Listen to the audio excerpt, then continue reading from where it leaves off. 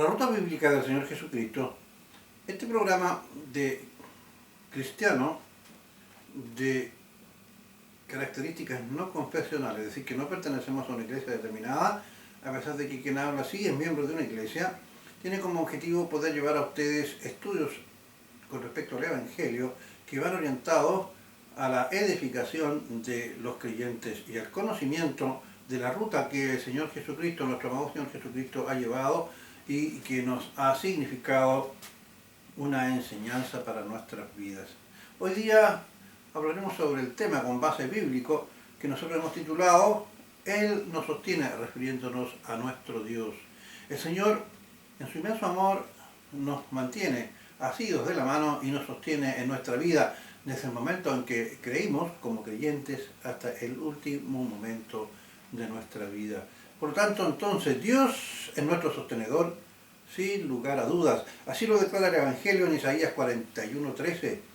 Porque yo, Jehová, soy tu Dios, quien te sostiene de tu mano derecha y te dice, no temas, yo te ayudo. Este es un consuelo, es una certeza que cada uno de nosotros los creyentes debemos tener en nuestra mente y en nuestro corazón y que no siempre lo tenemos presente porque caemos muchas veces en una falta de fe y de desilusión en nuestras vidas.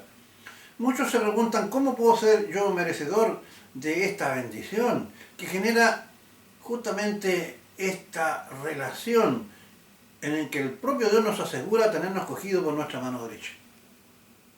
Los creyentes sabemos reconocer y entender que esto es una consecuencia de nuestra conversión salvadora por haber depositado la fe en arrepentimiento y en la eficacia de la redención nuestra por medio del sacrificio de nuestro amado Señor Jesucristo en la cruz, según Juan 3:14 y 15.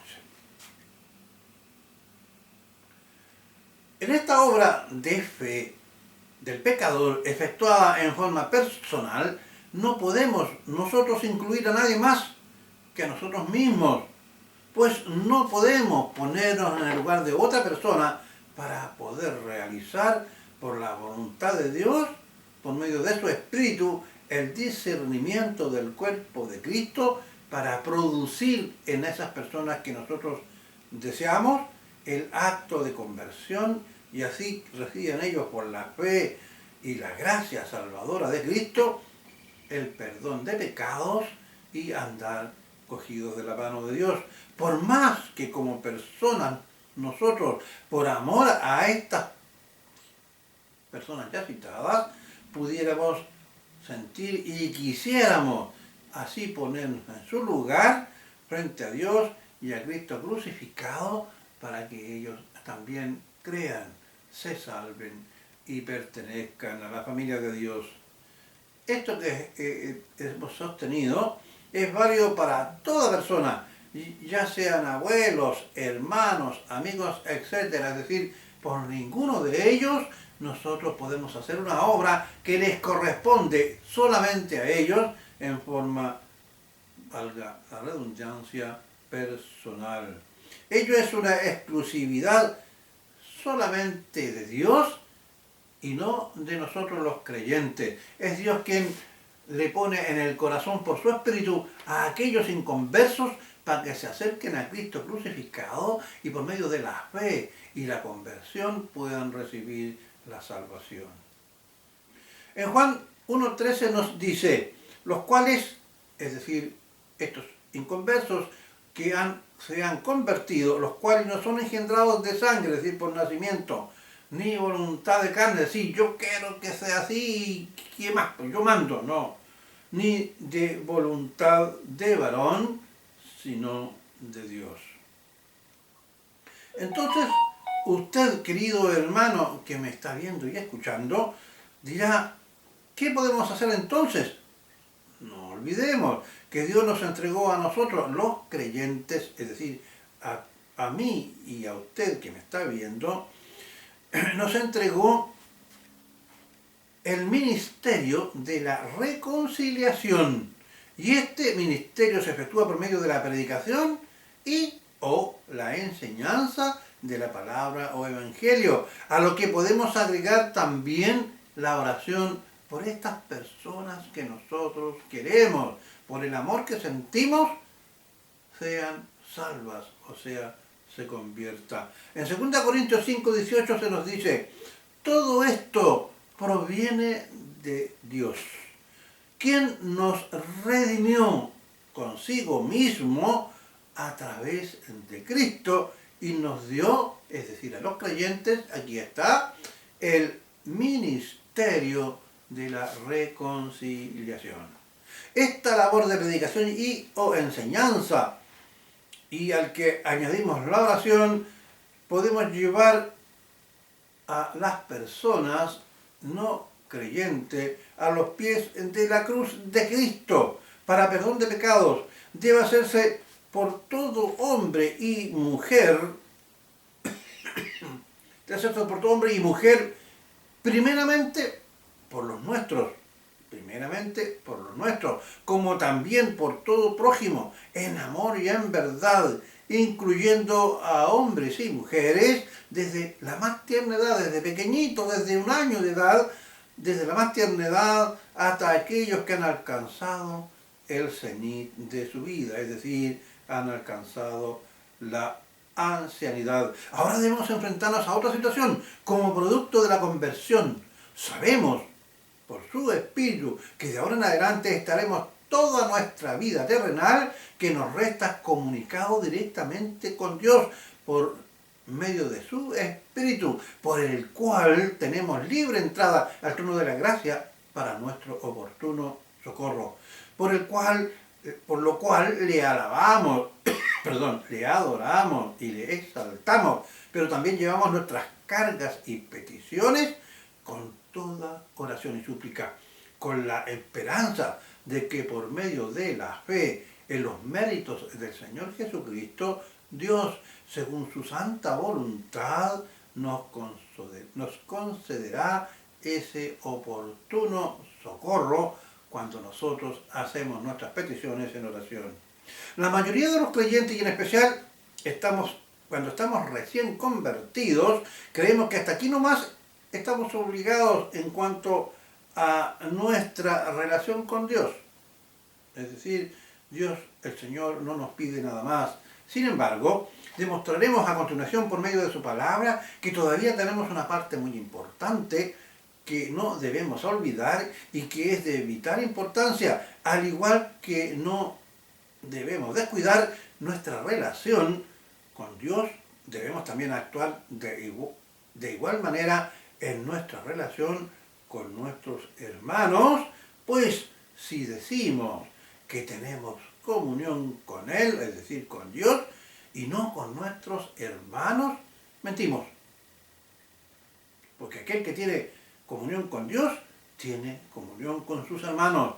Es la comunión entendida como la convivencia con nuestros hermanos en un mismo sentir, de acuerdo a lo establecido por su palabra, la que debemos practicar. Y aquí son tan importantes nuestras relaciones al interior de la iglesia o asambleas locales, como lo es también en el plano personal, ya sea en el plano como esposos y esposas, hijos, parientes en Cristo y amigos. Juan 1, del 6 y 7 nos dice, si decimos que tenemos comunión con Él, es decir, con Dios, si decimos que tenemos comunión con Él y andamos en tinieblas, es decir, no andamos de acuerdo al Evangelio, mentimos y no practicamos la verdad. Y luego el 7, pero si andamos en la luz, es decir, en su palabra y en el Señor Jesucristo como Él anduvo, tenemos comunión unos con otros, es decir, estamos todos cuando andamos bajo esa condición, estamos conectados, comunión, estamos en un mismo sentir.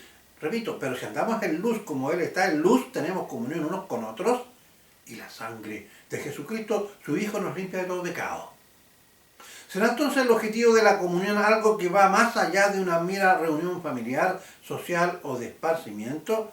Es cierto, la comunión es el buscar, por medio de estar juntos, el compartir nuestro crecimiento espiritual y el conocimiento del Evangelio para edificarnos mutuamente, es decir, compartir como cuerpo de Cristo o de iglesia aquello que por medio de su Santo Espíritu hemos aprendido de nuestro Señor Jesucristo y de nuestro Evangelio o palabra. En 1 Corintios 12, del 12 y 13 se nos habla, porque así como el cuerpo es uno y tiene muchos miembros, pero todos los miembros del cuerpo, siendo muchos, son uno solo cuerpo, así también Cristo. Porque por un solo Espíritu fuimos todos bautizados en un cuerpo, es decir, para ser la iglesia universal, ya sea judíos o griegos, ya esclavos o libres, a todos se nos dio a beber de un mismo Espíritu. Desde que creísteis, recibisteis el Espíritu Santo de la promesa. Algunos sostienen que hay una segunda experiencia que ellos denominan el bautismo del Espíritu Santo. Esa doctrina no concuerda con los pasajes ahora leídos, porque desde que creímos, nosotros recibimos, hemos sido sellados con el Espíritu Santo que mora en nosotros.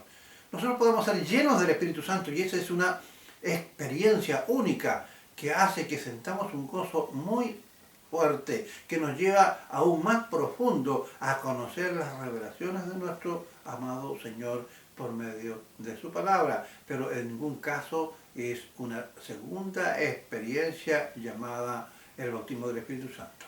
Aunque algunos lo creen así, nosotros no lo creemos en base a lo que hemos sostenido ahora. Por medio de esta comunión entre los miembros se va produciendo, estamos hablando de la iglesia, un enriquecimiento y crecimiento en santidad y santificación. Así la iglesia crece en el conocimiento de Dios y en su funcionamiento en armonía. Es decir, es un mismo sentir y actuar en el amor de Dios. Aquí se encuentra implícito el hecho y la importancia de dejarse guiar por el Espíritu Santo, de acuerdo a lo establecido por el Evangelio o la palabra, abandonando cualquier pensamiento humano, ya sea lo planteado por el humanismo que hoy día está permeando algunas iglesias, o el liberalismo que ha introducido prácticas desconocidas como por ejemplo el pastoreo femenino y otros, el liberalismo, el feminismo, el progresismo y otro tipo de ideología humana que debe reinar la comunión, pero esta comunión en base no a estas ideologías, sino que en base exclusivamente, únicamente por medio del Evangelio, siguiendo la guía del Espíritu Santo, el cual mora en cada uno de nosotros. Así es posible que se dé una comunión como el Señor espera de su iglesia.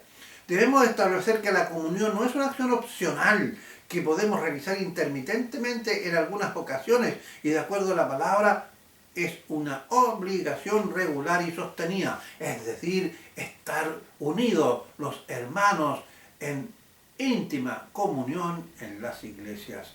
La experiencia como creyente nos lleva a concluir entonces, y repito, que la comunión entre hermanos no es algo fácil.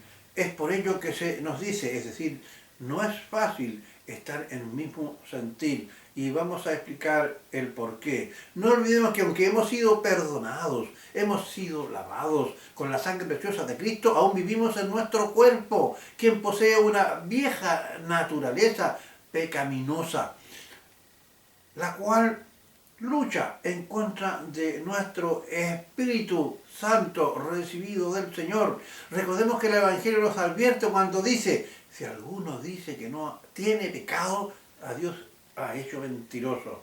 Eso está en Juan capítulo 1, versículos 8 y 9. Debemos ser capaces entonces de comprender que no todos hemos experimentado un verdadero crecimiento por medio de conocer al Señor Jesucristo y seguir su ejemplo de vida en santidad. Por otra parte, existen ciertos miembros en las iglesias que tienden a pensar que tienen mayor crecimiento espiritual que otros, cuando lo que sucede es que bajo este concepto de sentirse superior se entorpece la comunión, pues en esta debe predominar, escucha bien, la humildad y el amor. A nadie Dios le ama más que a otro, ni podemos decir que Dios me favorece más a mí que a los demás. Ahora, cuando un hombre de Dios predica el Evangelio, lo hace con autoridad, pues habla por medio de la palabra, por lo tanto debe ser convincente al momento de expresar por medio del Espíritu Santo aquellas cosas que está enseñando, está predicando o está declarando. Romanos 12:3 nos dice: por la gracia que se me ha dado, digo a todos ustedes, nadie tenga un concepto de sí más alto que el que debe tener. ¿Se da cuenta? Sino más bien piense de sí mismo con moderación, según la medida de fe que Dios le haya dado. Eso es bueno de tener en cuenta en la comunión, en las iglesias. Nuestra actitud en la comunión en cuanto a la búsqueda del crecimiento espiritual por medio de compartir la revelación y el conocimiento de Cristo y su palabra deben estar de acuerdo a lo que establece 2 de Pedro 1:5, cuando nos dice: vosotros, diciendo a los creyentes, vosotros también, poniendo toda diligencia, por esto mismo, añadid a vuestra fe virtud, a la virtud conocimiento. Por último, permítame decirles que Dios estará siempre con nosotros, y es decir, Él no nos está mirando, pues está presente siempre ante nosotros. Y ello debe servirnos de guía para saber que así como tenemos comunión con la Iglesia, también tenemos una comunión permanente cada segundo de nuestra vida con Dios. Y ya hemos dicho que la comunión es buscar una relación con el prójimo, pero también con Dios, pues nuestra relación con Él, es decir, con Dios, es también la búsqueda y puesta en marcha de una relación íntima con Él, de tal manera que le hablamos, pero también dejémonos que Él nos hable, porque nosotros en la oración nos largamos a pedirle con una lista incontrolable o inconmensurable de peticiones, pero no dejamos que el Señor nos hable a nosotros. ¿Y cómo nos habla el Señor a nosotros? Bueno, mediante la lectura de su palabra.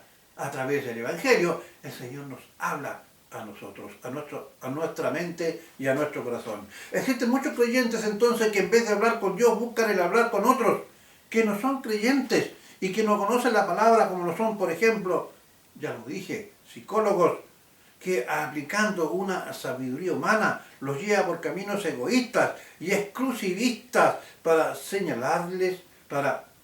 para sanarles de angustias y depresiones. Estos seres angustiados abandonan la comunión con Dios, le oran, pero humanamente solo entregándoles sus problemas y pidiendo solución a esto, pero no son capaces de escucharle por medio de conocer y obedecer su evangelio o palabra, que básicamente le dice: amarás a tu prójimo como a ti mismo y a Dios con toda tu alma y con todo tu corazón, lo que significa que siempre se debe buscar la comunión y entendimiento con Él o los causantes del problema que lo tiene sumido en una depresión o una angustia, en pos de conseguir, y escuchen bien, no la separación y el abandono de esa persona que cometió, según ustedes, el error y los agravió, sino que buscando la restauración de las confianzas y el oportuno perdón y sanación efectivamente especial en los matrimonios. El psicólogo le dice: usted deje a su marido, usted deje a su mujer, no tiene para qué estar ante la franqueza, votémoslo nomás. El Señor le dice: acercaos los unos a los otros en arrepentimiento, perdonaos como yo os he perdonado. Y perdonar significa, y escucha bien, nunca me olvidaré del agravio. ¿Por qué las personas sufren depresión? Porque no son capaces de olvidar la afrenta recibida y viven y se sumergen en ese tipo de situaciones. No tienen comunión con Dios ni tienen comunión con su hermano, ya sea este esposo, primo, pariente, polola, etcétera, o belolo. Termino diciendo que el crecer en Dios, en su comunión, es por medio del conocimiento y la obediencia, como ya hemos dicho, de su palabra.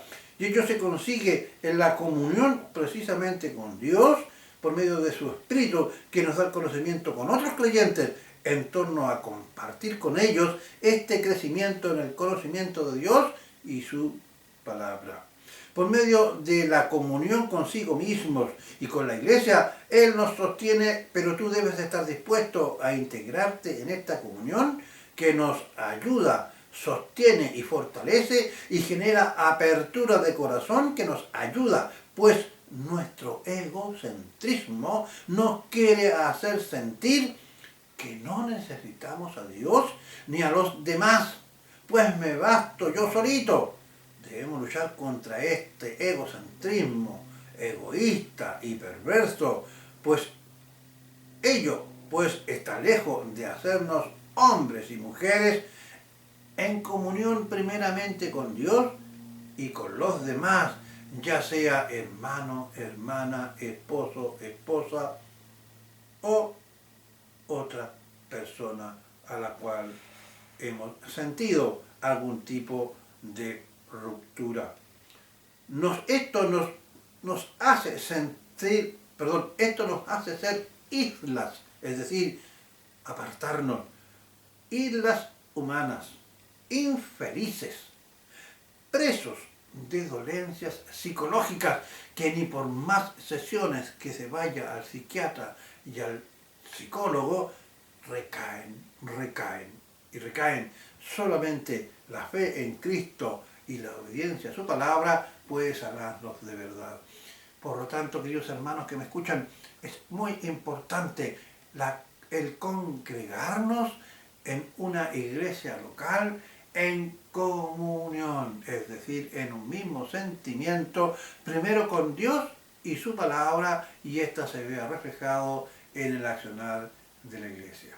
Por la ruta bíblica del Señor Jesucristo, le ruega a Dios que les bendiga y que permitas que tengan una muy rica comunión con Dios y con los hermanos, tanto al interior de sus familias, al interior de las iglesias, porque el Señor, no se olvide, nos tiene muy tiernamente sujetos de nuestra mano derecha. Que el Señor les bendiga. Será hasta un próximo programa.